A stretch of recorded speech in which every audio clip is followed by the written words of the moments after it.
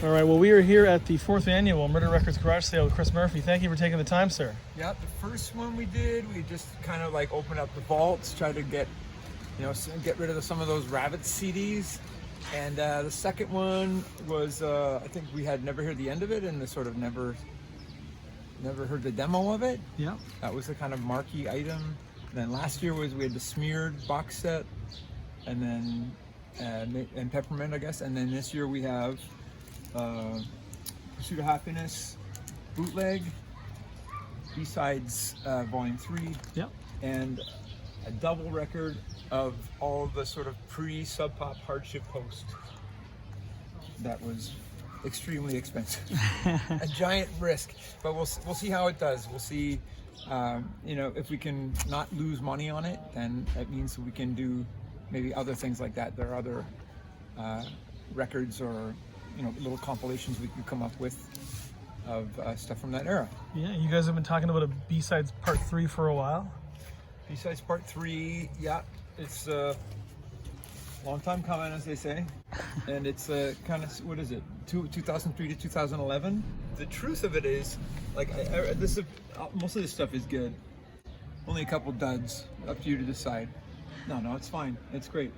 But, well, here's something we talked about a lot, is All Used Up is technically an A-side, because it was on the A-Sides record, and it was a single, and but personally, I'm not interested in making a vinyl version of A-Sides, because I think that, in the words of Bruce McCullough, greatest hits are for housewives and little girls. That's right. But I just wanted the song to exist somewhere, and so try to make it as a classic. Try to make it was not an A-side though, like that belongs on there. But like All Used Up was kind of like, it should technically be on an A-Sides collection, but I just thought that it might never ever come out, so we decided to do it. That's the only controversy.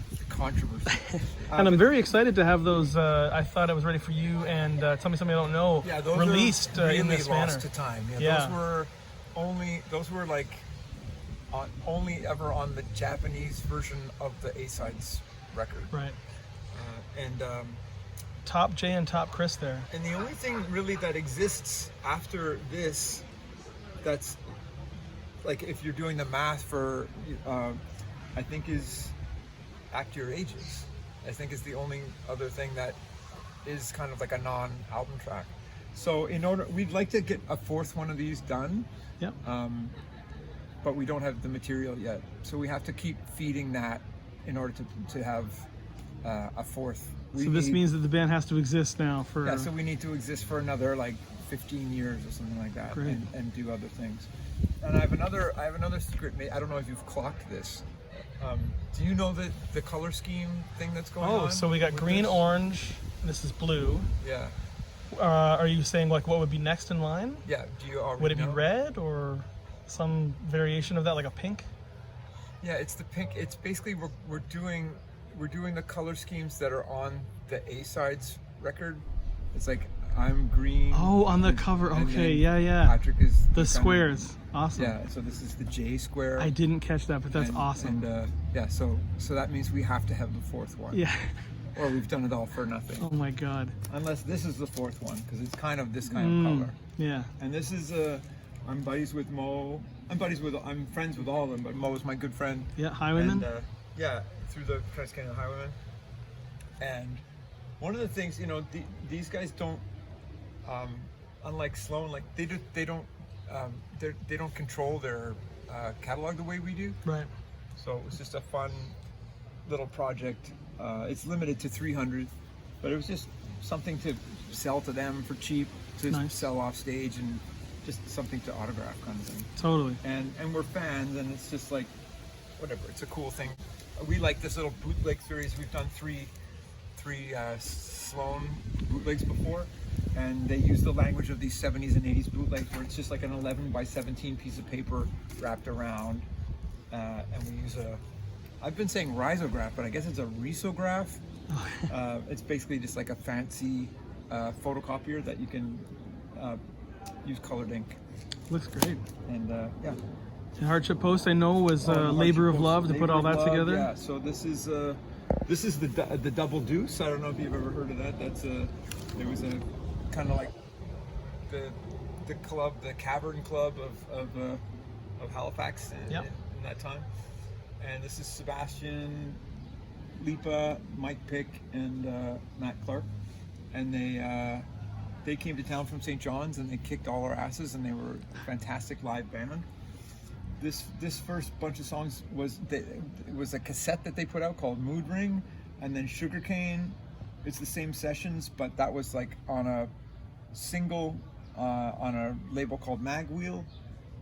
And then these are all outtakes from that same series, and a guy named Don Ellis who recorded all that stuff. He had it all and he transferred it and he sent it to me, so it wouldn't have happened without Don Ellis. Like, that guy is awesome and sent me all that stuff, high res audio files. He's amazing, awesome guy. Are we looking at Catherine Stockhausen stuff here?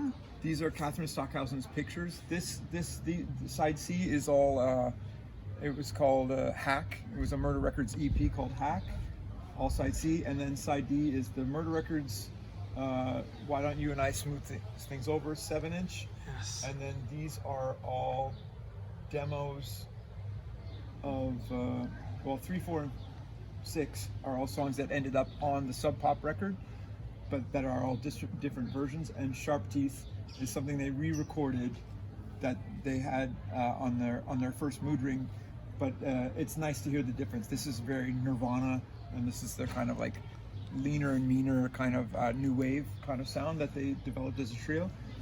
And they didn't last much longer than this. They did their Sub Pop record, and then they fired the drummer, and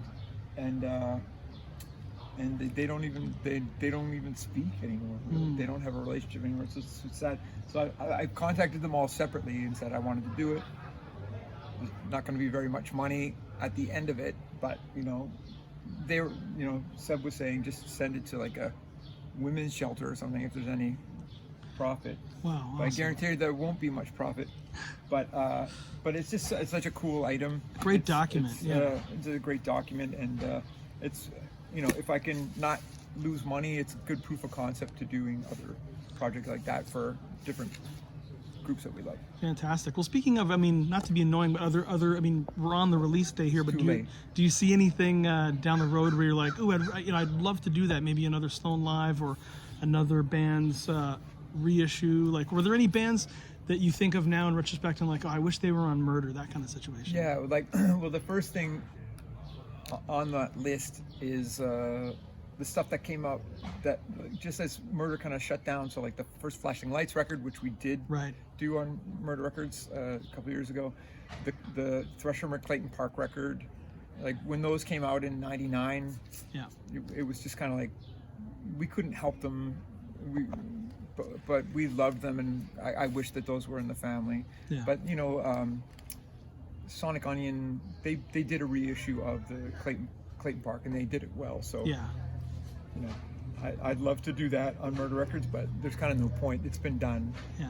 But I love those, and we didn't work with Plumtree, with another group from the time. I just thought they went to the church my family went to. So I knew them so young, like those Gillis girls, they were like babies to me. So like, even when they were coming on the scene, I was like, I don't want to hang out with, they're like little girls. There's great footage of, well, obviously you guys dancing at the Molson Amphitheater, but that Gravity Club show is on YouTube, and it's fantastic seeing you interact. They're in there. Yeah, no, I love those girls. I guess they're women, but like I know them as little kids. Yeah. So I didn't want, I thought that, I guess I thought that people came in to get their records made. Like, it was just too early for me, even though they were fine. The records were great, but I just, in my mind, they were too young for me to be hanging out with. Right. Anyway, but I don't know. Have their stuff been properly reissued? I could talk to them. They've done CDs, I think, but vinyl would be really good for Plumtree. Whatever. It's completely. I haven't talked to any of them. I have a good relationship with all of them, but anyway. Well, I know last year, 2024, and then next year, 2026, we're talking about the 25th anniversary of that period of time where you guys were just hectically busy. Like coming at the end of '98, you got Between the Bridges, 4 Nights, Pretty Together is 25 years old next year.